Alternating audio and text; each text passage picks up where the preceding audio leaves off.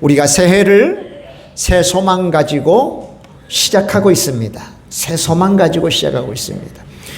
그 소망은 오직 예수님께만 있죠. 할렐루야. 사람에게 소망을 걸어보아도 그 소망을 온전히 채워주지 못하고, 뭐 물질에 걸어봐도, 세상에 걸어봐도 소망 채울 수 없잖아요. 근데 예수님은 우리가 바라고 원하는 소망을 반드시 채워주십니다. 하나님이시니까요. 예수님은 생명이시기 때문에 생명 주세요. 그래서 예수님을 믿어야 영생을 소유할 수 있는 겁니다. 예수님은 복이십니다. 그래서 예수님을 믿으면 복을 받아 누리고 살 수 있습니다. 예수님은 기쁨이십니다. 그래서 우리가 예수님 안에 있으면 기쁨이 생겨요. 설명할 수 없는 기쁨, 평안이 생기죠. 뭐 헝클어지고 어려운 문제 가운데 있어도 예수님의 이름을 부르고 예수님의 복음을 되새기고 선포하고 예수님을 찬양하고 노래하면 말로 표현할 수 없는 평안함이 임해요. 할렐루야. 그 예수님이 소망의 핵심이잖아요. 소망의 핵심. 이 소망이신 예수님을 붙들고 우리가 한 번도 가보지 못한 2025년을 지금 가고 있어요. 가고 있어요. 그래야 되지 않겠습니까? 무슨 일을 맞닥뜨릴지, 어떤 사람을 만날지, 어떤 사건을 우리가 겪을지 아무도 몰라요. 그러한 모든 것 위에 계시는, 모든 것을 아우를 수 있는 지혜와 능력을 가지고 있는 분은 오직 예수님이시기 때문에 예수님 붙잡고 가는 게 마땅하다. 참 잘하고 있다는 것입니다. 사랑하는 여러분, 그래서 말씀과 기도의 재단을 수축하고 다시 쌓아올리고 다시 견고하게 하고 또 예배와 헌신의 재단을 수축하는 것, 이거 잘하고 있는 것이거든요. 좀 더 분발하십시다. 할렐루야. 아멘. 다시 오늘부터 심기일자나요 시작하시자고요. 계엄으로 촉발된 대통령의 탄핵 문제로 온 나라가 뒤숭숭합니다. 오늘 새벽 3시에 구속영장이 발부됐죠. 이제 뭐 불구속 되면 관저로 들어가서 이제 수사받을 거고요. 불구속은 이제 옷을 갈아입고 구속된 채로 조사를 받을 것입니다. 뭐 갈등이 얼마나 증폭된지 몰라요. 특별히 우리 대한민국이 왜 그렇게 갈등이 심화가 되죠? 성격이 좀 급해서이지 않을까 싶어요. 성격이 막 급해. 국민들이 나뉘고 있습니다. 나 좌측이라고 하면 우측에서 막 손가락질하고 밑도 끝도 없이, 나 우측이라고 하면 좌측에서 막 손가락질해요. 나 중도야 하면 비겁하다고 그래요. 어쩌자는 거예요, 여러분? 뭐 어떻게 하면 좋겠어요? 도대체 어느 쪽이어야 되느냐? 여러분, 어느 교회에서는 단톡방이 폭파되었대요. 단톡방이 막 이렇게 단톡방 이렇게 교제하다가 대통령 탄핵 개헌 문제가 나왔나 봐요. 그러니까 누가 불쑥 빨갱이라고 했나 봐. 우리나라 레드 컴플렉스 있는 거 아시죠? 그거 쓰면 안 돼요. 그런 용어 쓰면 안 돼요. 근데 교회 안에 교제방에서 빨갱이라고 했으니 그렇지 않아도 보기 민망하고 듣기 민망하니 에이 나가버리자. 폭파된 거예요. 여러분, 단톡방만 폭파됐겠어요? 교제가 막 엉클어지고 깨져버리는 거예요. 자, 우리 그리스도인들 이런 단어 사용하면 안 됩니다. 교회 밖에서 들었던 소리, 아주 극좌에서 들었던 소리, 극우에서 들었던 소리가 교회 안에서 들린다. 참 심각합니다. 그러지 않으면 좋겠어요. 어느 쪽에 편들어야 되죠? 진보입니까? 보수입니까? 그동안에 쌓여졌던 교인 간의 신뢰가 뭐 좌며 우며 진보며 보수며 하는 성향으로 갈라지고 찢어지고 있습니다. 지금 우리나라 형편이 그러합니다. 절대 그럴 수도 없고 그래서도 안 돼요. 아멘? 아멘. 우리 교회는 절대 그래서도 안 됩니다. 아멘. 제가 잘 정치 이야기를 안 하니까 목사님은 진보야. 어떤 집사님이 어떻게 그리 잘하셨어요? 넌 정치 이야기 하나도 안 했는데 뒤에다 진보 쪽을 까야 되는데 제가 안 깠나 봐요. 그러니까 목사님이 진보니까 진보 쪽 이 사람들을 안 까지. 그래서 목사님은 진보야. 한 번도 티를 안 넣는데 우리 목사님들 교제 중에 이 세상에 우리 목사님 정치 이야기한다고 무슨 정치 이야기를 했습니까? 목사님 그랬더니 아니 나라와 민족을 위해서 기도하자 그러니까 그 소리 듣고는 목사님이 정치적이라고 하면서 그냥 그러더래요. 글쎄 참 심각하죠. 우리 이성적으로 합리적으로 생각하면 좋겠어요. 교회 다니고 하나님의 사람들이면서 우리는 하나님의 말씀이 있잖아요. 그죠? 하나님의 말씀은 지혜의 말씀이잖아요. 분별케 하잖아요.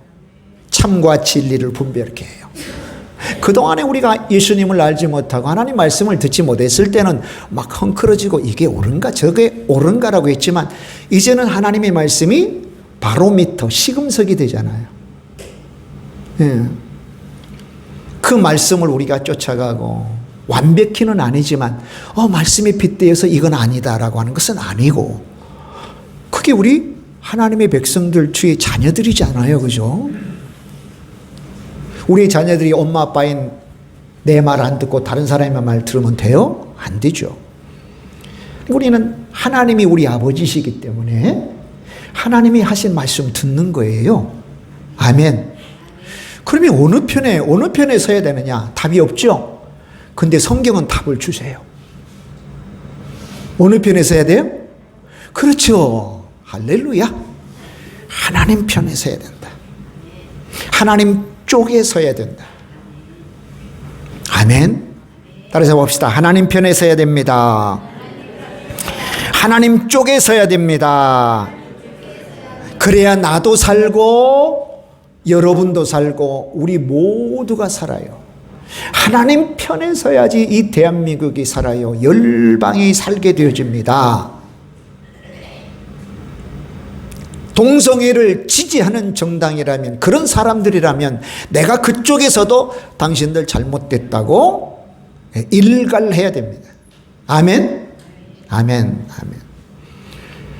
하나님 편에 서서 국가의 정책을 점이나 무속으로 결정하려고 하면 내가 지지하는 정당이라도 잘못됐다고 감히 말해야 돼요. 여러분 생명의 문제, 우리 재산의 문제가 진보든 보수든 무슨 상관이 있어요. 진보에서도 우리의 생명 해하려 하고 우리의 재산 해하려고 하면 반대해야죠. 보수에서도 우리의 생명과 재산을 하등의 가치 없는 것으로 여기면 반대해야죠. 아멘. 아멘. 작금의 사태는 여러분도 너무 잘 아세요. 뭐 나라가 혼란하니까 벌써 수조 수십조의 그냥 주식을 빼갔어요. 사람들이. 막 환율이 막 올라가서 수출하는 사람들은 너무 힘들어하죠. 수입하는 사람들은 너무 힘들어하죠. 그죠? 수입하는 사람들. 우리나라에 오는 여행객들이 이웃 나라로 다 가버리고 그거 영향이 작은 거 아니에요. 큰 영향이에요. 일자리를 구하려고 하지 않습니다. 뒤숭숭하니까요. 이거 우리 재산과 관련된 문제입니다. 그러니까 이것은 진보든 보수든 여든 야든 상관없는 문제예요. 우리가 굳건히 이걸 지켜내야 됩니다. 할렐루야. 아멘. 지켜내야 돼요.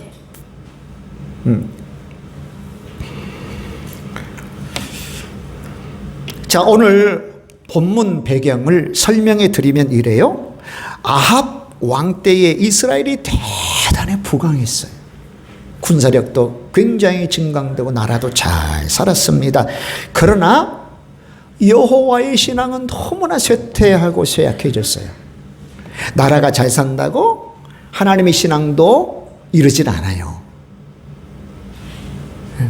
우리가 부유하고 풍성한 삶을 누린다고 믿음도 부유하지는 않아요. 정반대될 수도 있어요. 그런데 지금 북이스라엘의 형편이 그러합니다.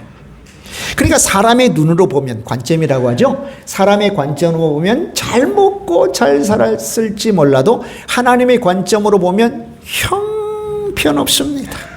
가장 악하고 어두운 시대였습니다. 가장 악하고 어려운 시대.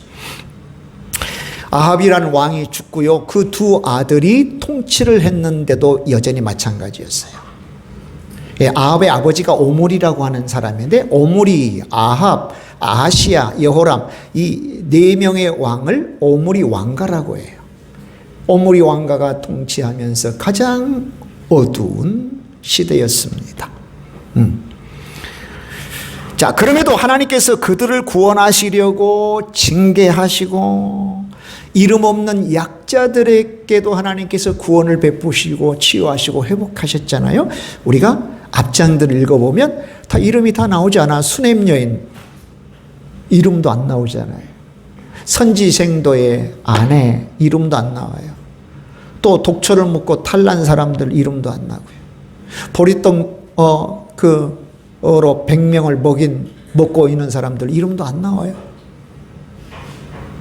그런데도 죽은 자를 살리시고 또 먹여주시고 지키시고 인도하심을 잔잔하게 보여주셔요. 그러니까 여전히 하나님의 역사하심이 있었던 거죠.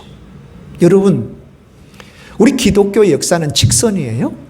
시작이 있으면 끝이 있어요. 예언을 했다면 반드시 성취가 되어져요. 근데 힌두나 불교권은 원형이에요. 원형. 돌고 돌아요. 원형의 역사관을 가지고 있어요. 예. 헬라의 역사관은 허무주의예요. 허무주의. 예. 그 세겔이라는 사람은 인생은 우연히 던져진 돌이라. 우연히 던져진 돌이 뭘 하겠어요? 허무하죠. 근데 우리는 어쩌니 저쩌니 해도 이 역사의 주관자는 하나님이시다. 할렐루야.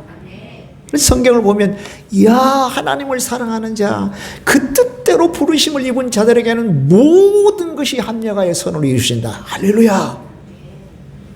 모든 그 합력하여 선을 이루어. 지금 내가 고난에 처하고 어렵고 다 쓰러질 것 같고 넘어질 것 같고 망할 것 같은데, 아니, 내가 하나님 사랑해? 하나님이 나를 택하셨어? 그러면 이것조차도 바꾸어 주셔. 아멘. 합력하여 선을 이루심이 하나님께서 베푸시는 역사관, 인도하시는 역사관, 우리는 그것을 믿는 거죠. 아멘이에요? 그러니까 우리의 상황이 힘들고 낙심되고 절망해도 우리는 하나님 바라보는 거죠. 결코 우리는 절망할 수가 없는 거죠. 그리고 우리 지금 왕들 이야기 보지만 최고의 왕이랄지라도 다 허점과 약점이 있었잖아요. 우리 아무도 뭐 저런 사람이 있어, 저기 아주 형편없는 사람이구만 할 수 없는 게 그게 우리의 모습이거든요. 그래서 온전하신 왕이신 예수님을 기다리는 거예요. 아, 예수님밖에는 온전하지 못하구나.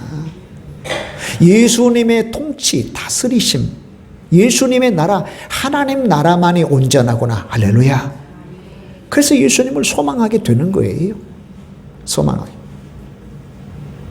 이렇게 영적으로 막 어두운 그런 시대에도 하나님께서는 그런 일반 평민들의 삶을 도와주신 걸 봐요. 그러니까 어두우면 어두울수록 빛이 더 밝게 빛나는 것처럼 이 영적으로 가장 어두운 시대에 엘리사를 통해서 그 사역이 굉장히 많았다는 것을 우리는 앞장들을 통해서 확인해 볼 수가 있는 것이죠. 자, 바알 종교를 국교로 택한 아합 왕가에 하나님은 멸망을 예언하셨어요. 너 망할 거다. 나 멸망시킬 거야. 그리고 그 예언이 하나하나 성취되는데 오늘 본문은 예언의 성취 중에 하나예요. 왜냐하면 아합의 왕비인 이세벨의 죽음을 우리에게 말해주고 있거든요. 이세벨의 죽음을 우리에게 말해줘요. 이세벨은 뭡니까? 예. 바알 종교를 이스라엘의 국교로 세운 자입니다. 이세벨의 국교. 그래서 이 이세벨의 죽음은 엘리야를 통하여 예언하신 그대로 성취가 된 것입니다. 누구를 통해서요? 당시 여호람, 북이스라엘의 여호람의 왕의 군대 장관인 예후라고 하는 사람을 통해서 하나님께서 성취시키십니다. 모조리 아합을 따르는 자들, 그 다음에 바알 종교를 숭배하는 자들을 전부 다 죽여요. 우린 지금 9장 보지만 10장에 그 내용 기록되어 있습니다. 자, 오늘 본문은 선지자의 제자 중에 하나가 이 예후라고 하는 사람에게 기름을 부어 왕을 세워요. 물론 아직까지는 왕이 되진 않았죠. 이게 오늘 9장 1절부터 나오는 내용입니다. 그리고는 예후가 모반하죠. 모반을 합니다.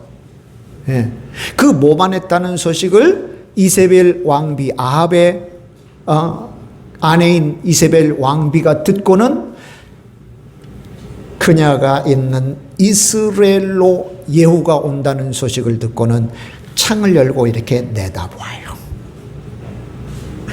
근데 특이한 행동하죠? 화장을 해요. 화장을. 그래서 어떤 사람은 야, 예후를 유혹하려고 화장해 라고 주장한 사람도 있지만, 아니 손자가 22살, 23살 된 손자가 예후를 유혹하려고 화장한 것은 아니다. 그것은 좀 이상한 해석이고요. 끝까지 왕비의 위엄을 지키려고 한 건 아닌가라고 하는 해석이 되어집니다. 자, 예후는 이스라엘 왕궁으로 와서 보니 왕궁의 창문이 열려져 있고 몇몇 내시와 함께 자기를 보고 있는 왕비를 발견하고는 오늘 우리가 읽어본 30절의 말씀처럼 누가 내 편이 될 거냐? 누구냐? 누가 내 편이 될래? 이세벨을 내던지라. 예? 창밖으로 내던지라고 요구를 하죠. 그러니까 내시 그 몇 명에 있는 내시들이 이세벨을 밖으로 던지니 몸이 땅바닥에 부딪히면서 피가 말과 벽에 튀었다. 그리고는 엘리야의 예언대로 그 시체를 개들이 먹었다고 하는 내용이 그대로 기록이 된 거죠.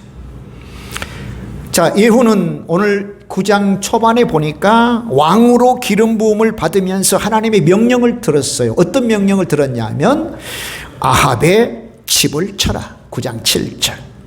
그 다음에 내 종 선지자들의 피와 여호와의 종들의 피를 이세벨에게 갚을 것이다. 반드시 권선징악이에요. 물론 이 땅에서 권선징악이 이루어지지 않는 것도 있어요.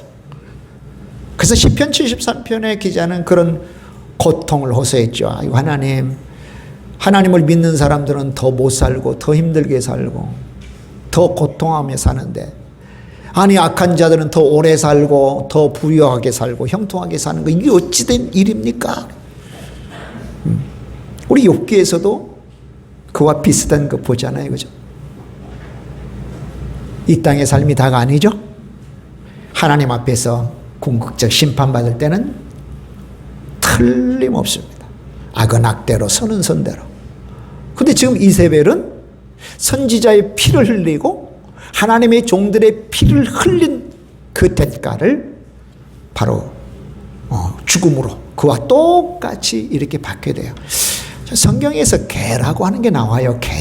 개는 아주 비하하고 저주받는 그런 수단 도구죠. 그것을 묘사하는 것으로 나오잖아요. 개들이 그 시신을 먹었다라고 하는 것은 말로 할 수 없는 참담한 모욕을 의미를 하고 있습니다. 자, 그리고 종이나 자유자나 종이나 자유인이나 남자들은 전부 다 씨를 다 말릴 것이다. 다 끊어버릴 것이다. 아합 왕가의 모든 남자를 끊어버릴 거고 개들이 이세벨을 먹을 것이다. 개의 먹이가 될 것이다. 그 예언이 예후를 통해 틀림없이 성취가 된 겁니다. 여러분, 우리에게도 성경에서 예언된 것들이 다 성취가 돼요. 물론 개별적으로 성취되는 것도 있고 전체적으로 성취되는 것도 있어요. 그죠?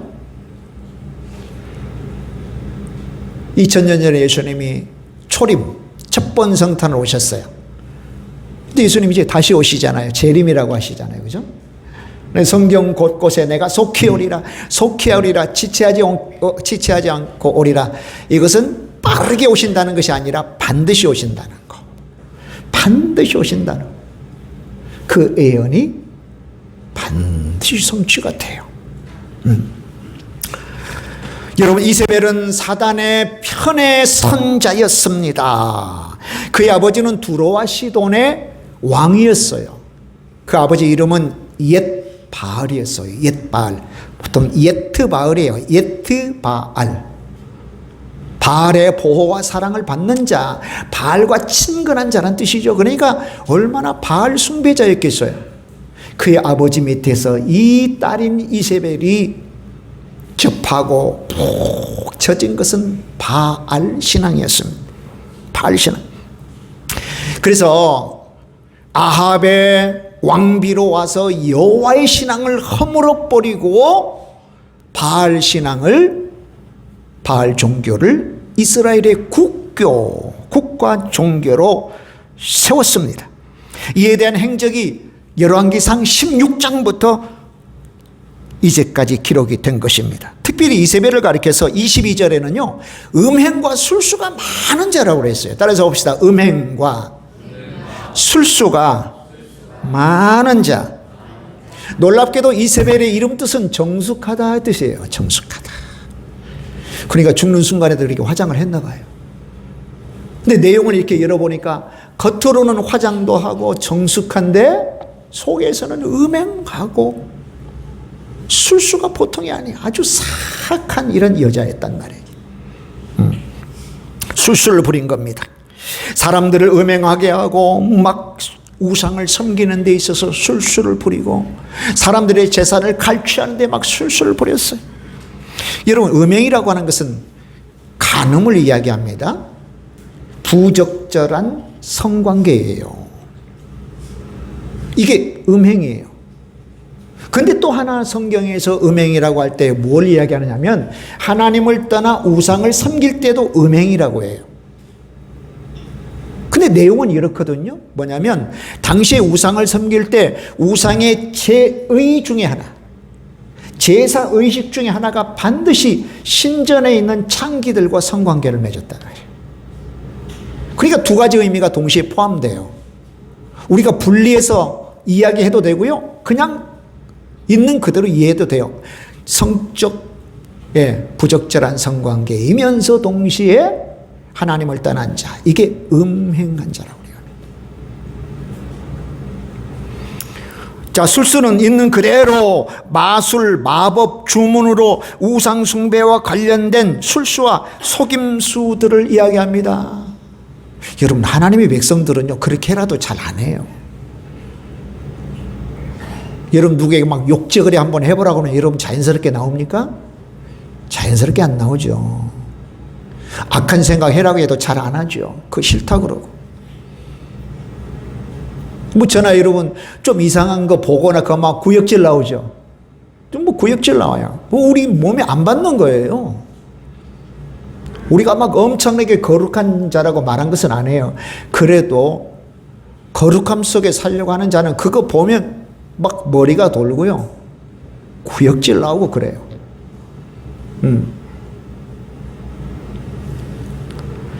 자, 그런데 이런 사악함이 이세벨에게 있었던 것입니다. 그 일례가 뭡니까? 평민인 나봇의 포도원을 빼앗는데 어떻게 빼앗는지 여러분 아셨죠? 예? 거짓하고 지방 관료들에게 편지를 보내어서 거짓 증인들을 세워서 돌로 쳐서 죽였습니다. 그리고는 그 포도원을 빼앗았습니다. 이세벨의 계략 속에서 나온 거예요. 그리고 이세벨의 음행은요, 요한계시록 2장 18절 이하에 나와요. 요한계시록 2장에는 7교회에 관한 예언의 말씀이 나오는데, 특별히 두아디라 교회, 두아디라 교회에 이세벨이라고 하는 선지자를 허용했다. 그리고 그 이세벨이라는 자가 교회에 들어와서 사람들로 음행하게 하고 우상을 숭배하게 했다. 우상의 재물을 먹게 했는데 교회가 그만 허용했다는 거예요. 교회가 그만 허용했다는 거예요. 네. 교회 안에 이세벨이 있다 없다? 있을 수 있다는 거예요. 교회 안에. 사실은 두아디라 교회의 그런 행위들을 보면요, 에베소 교회보다 훨씬 더 뛰어나요. 에베소 교회는 사랑을 잃어버렸지만 두아디라 교회는 사랑과 믿음의 행위를 했다고 칭찬했거든요. 그런데 결정적인 실수는 이세벨이라고 하는 여선지자를 허용해서 교인들로 하여금 음행하게 하고 우상의 제물을 먹게 했다는데 하나님께서, 주께서 책망하시는 장면이 요한계시록 2장에 소개가 됩니다. 자, 이 모든 것은요, 뭡니까? 거짓의 압이 멸망케 하고 저주받게 하는 사단으로부터 온 겁니다. 사단 편에 서고요, 사단에 속하니 과정과 결과가 모두 사단적일 수밖에 없습니다. 여러분, 사단적일 수밖에 없어요. 이세벨이 그랬습니다. 여러분, 우리가 예수님을 믿기 전에는 우리도 그랬습니다. 목사님, 나는 그처럼 살아가지 않았어요. 그랬다고요? 성경을 보면요, 천만의 말씀이에요. 에베소서 2장 1절로 4절은 이렇게 말합니다. 죄와 허물로 너희도 죽었었어. 죄와 허물로. 자, 2절, 그래서 죄와 허물 가운데 살았고, 3절, 거짓의 압이 마귀 자식들이었대요. 마귀 자식들이었대요, 우리도.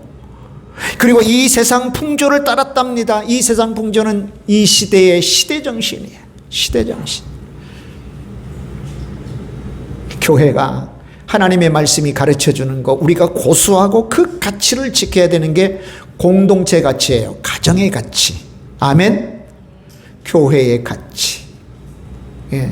나라와 민족의 가치. 국수주의자가 되라는 말은 아니에요.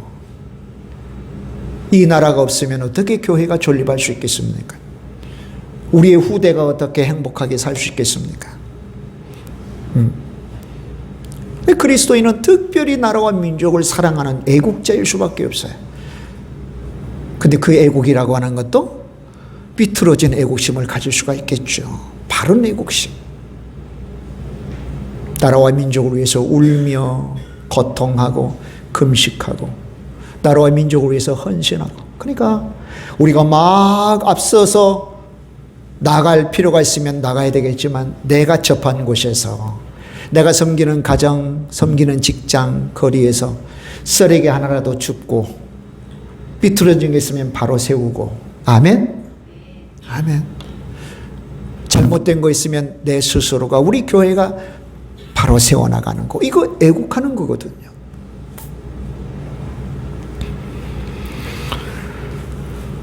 자, 그리고 하나님을 대항하는 불순종의 공중 권세 잡은 자를 따라 살았다고 2절은 이야기합니다. 공중 권세 잡은 자. 옛날에 저와 여러분 그랬잖아요. 예수님 믿기 전에 우리 교회 좀 나가봅시다. 예수님 믿어봅시다. 싫어요. 아주 매몰차게 조롱하고 침뱉기도 하고 뺨도 때리고 나 교회 안 나간다고. 그딴 소리 하지 말라고. 뭐 저와 여러분 그런 경험들 없습니까? 다 회개하셔야 돼요. 주님, 제가 그렇게 사악하고 악독했습니다. 나를 살리려고 복음 전하는 사람에게 그렇게 무지막지하게 대했습니다. 지금도요, 교회 안 다닌 사람, 교회 다닌 사람들이 막 그렇게 대해도 괜찮은 줄 아는 사람이 있을지도 몰라요. 근데 그 사람도 하나님이 택하시면 언젠가는 다시 돌아와. 좀 깊이 회개해야 될걸요? 좀 많이 회개하셔야 됩니다. 육체의 욕심을 따라 지냈다고 3절은 이야기합니다. 이 육체의 욕심은 이기적인 욕심을 따라 사는 거죠. 이것은 육체의 열매를 내는 삶입니다. 여러분, 육체의 열매를 내는 삶을 갈라디아서 5장 19절에서 20절에 소개합니다. 이렇게 기록됐습니다. 육체의 일은 분명하니 곧 음행과 더러운 것과 호색과 우상숭배와 주술과 원수 맺는 것과 분쟁과 시기와 분냄과 당짓는 것과 분열함과 이단과 계층 간에 갈등이 너무 심해져요. 지방 간의 갈등이 너무 심해져요. 이 좁은 땅덩이에 전라도가 무엇이며 경상도가 무엇입니까, 여러분요? 네? 누가 도대체 그런 갈등을 부추깁니까? 어떤 자들이 그런 갈등을 부추깁니까? 육체에 속한 자들이라고 그랬습니다. 남녀 간의 갈등 부추깁니다. 세대 간의 갈등을 부추깁니다. 거기서 무슨 이득을 취하는 게 있는지 몰라도요, 이건 도대체 있어서는 안 되는 일들이죠. 계속 보면 당짓는 것, 분열함과 이단과 투기와 술 취함과 방탕함과 또 그와 같은 것들이라. 전에 너희에게 경계한 것 같이 경계하노니 이런 일을 하는 자들은 하나님 나라를 유업으로 받지 못한다. 천국 가지 못한다는 거예요. 요거요, 여러분, 불신자에게 이야기한 게 아니에요. 갈라디아 교회들에게 하는 말이에요. 이건 로마서 8장 8절에 의하면 하나님을 기쁘시게 하지 못하는 삶이에요. 육신에 있는 자들은 하나님을 기쁘시게 할 수 없다. 그러면서 에베소 2장 4절 본질상 진노의 자식들이야. 진노받을 수밖에 없는. 진노는 뭘로 나타나죠? 하나님의 심판, 지옥 형벌로 나타나요. 그러니까 여러분 보세요. 우리가 엄마 뱃속에서 태어나기 전부터 정죄되었어요. 정죄됐고 그 정죄 결과는 죄와 지옥 형벌이에요. 근데 예수님 믿는 사람들은 웬 은혜인지 웬 사랑인지 거기서 끄집어내어진 사람들이에요. 그게 저와 여러분이에요. 끄집어내어진 사람들, 진노의 자식들 가운데 끄집어내어진 사람들, 그래서 은혜라고 말하는 겁니다. 구원의 은혜 받았다.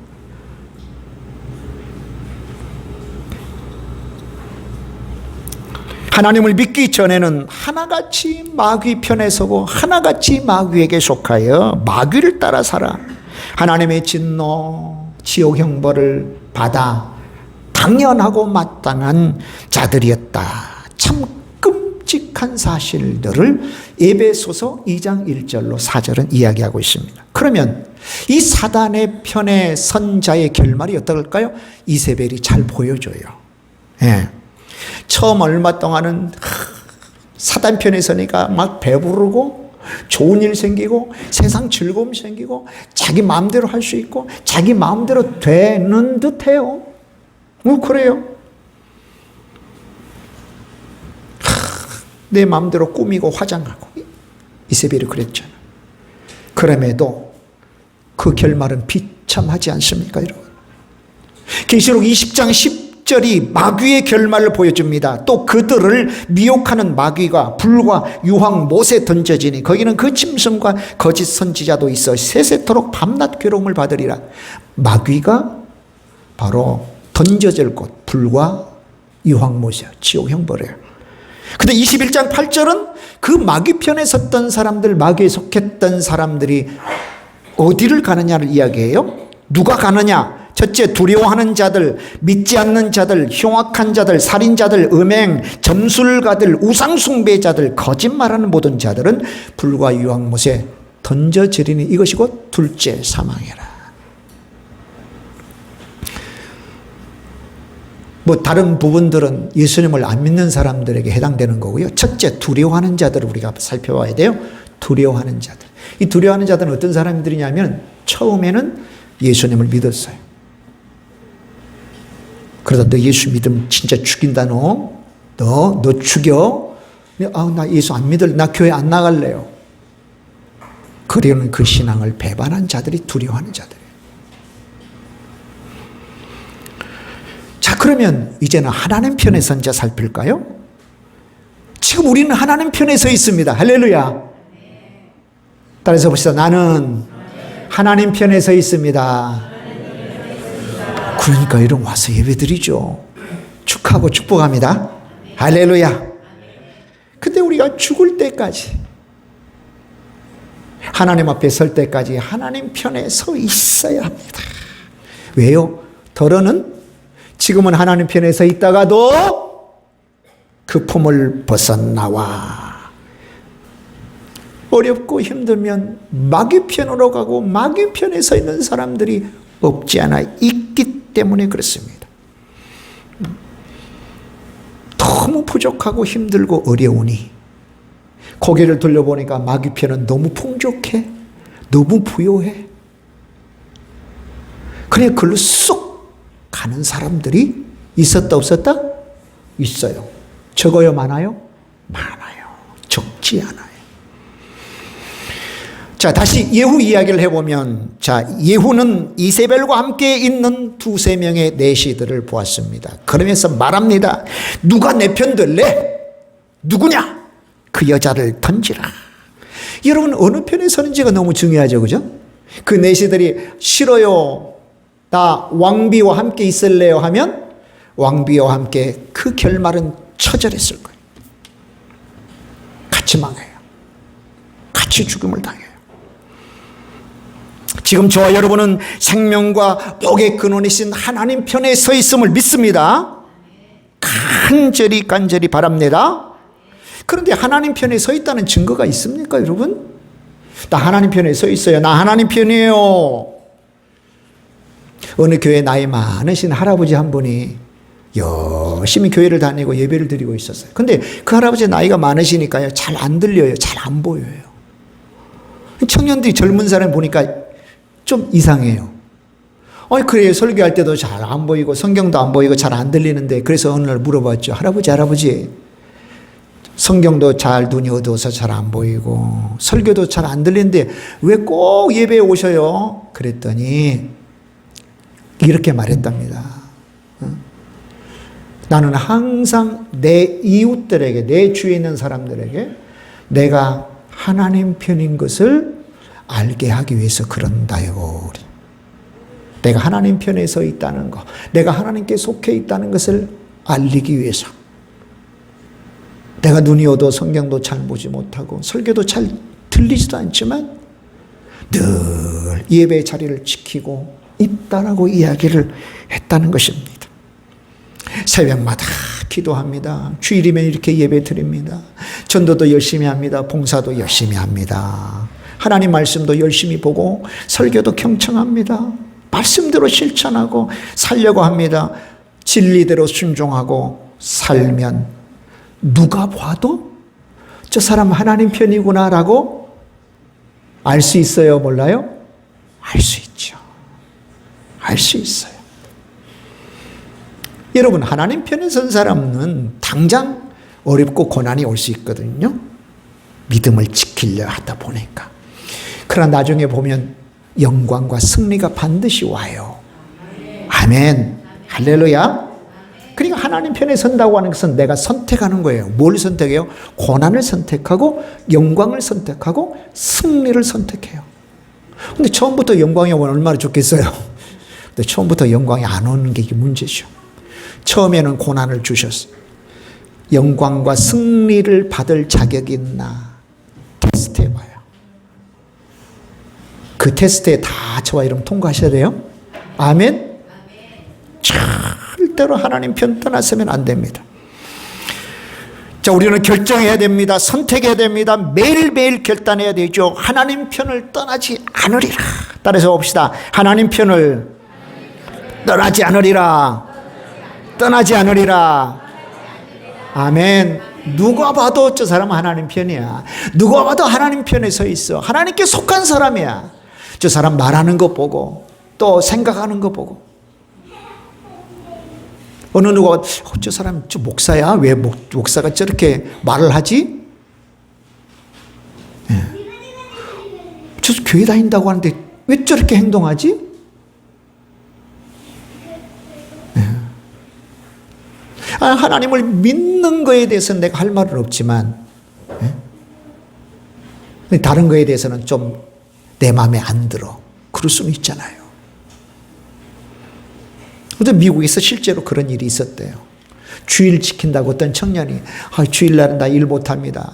너무 성실해요. 근데 어느 날 사장님이 불렀어요. 우리 회사는 주일날 일해서 자네가 너무 성실하고 좋긴 한데 할 수 없다. 우리 회사에서 좀 나가줘야 되겠다. 그래요.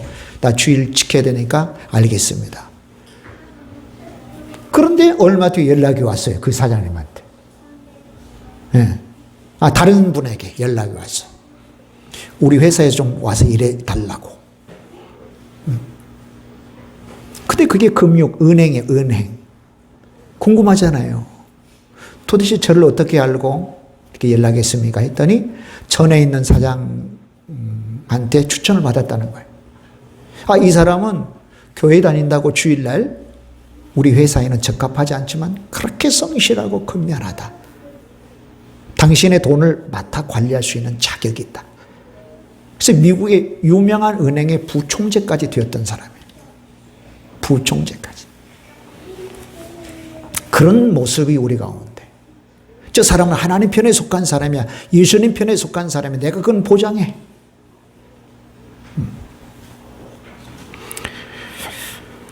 마귀 편에 서면 마귀가 갈 수밖에 없는 지옥 형벌, 불과 유황불에 떨어지듯이 하나님 편, 예수님 편에 서면 예수님과 더불어 왕노릇하고, 할렐루야. 성경에 기록되어 있잖아요. 주님과 함께 왕노릇하고, 새 하늘과 새 땅에 속한 예루살렘에 거하고 하늘 기업 천국을 선물로 받고, 이 어마어마한 복이 우리 가운데 분명히 있습니다. 어찌 하나님 편에서 벗어날 수 있겠어요? 좀 힘을 내자고요. 더 열심히 하나님 편에 서자고요. 아멘. 아멘, 아멘. 아브라함 링컨 이야기 드리고 마무리하겠습니다. 남북전쟁이 치열할 때예요. 전투 중에 있는 부대를 시찰했습니다. 대통령이. 그럼 링컨 대통령이 믿음의 사람, 기도의 사람인 거 여러분 잘 아시잖아요. 그러니까 부관 한 명이 와서 대통령 각하, 이 치열한 전투 중에 우리가 승리하도록 우리 하나님께서 좀 우리 편이 되어주셔서 승리하도록 기도하고 있습니다. 그랬더니 링컨이 그런 유명한 말을 했대요. 하나님이 우리 편이 되어주셔서 승리하도록 기도하지 말고 우리가 하나님 편이 되도록 기도하시오. 내가 하나님 편이 되도록 기도하시오. 내가 하나님 편이 되도록 기도하시오.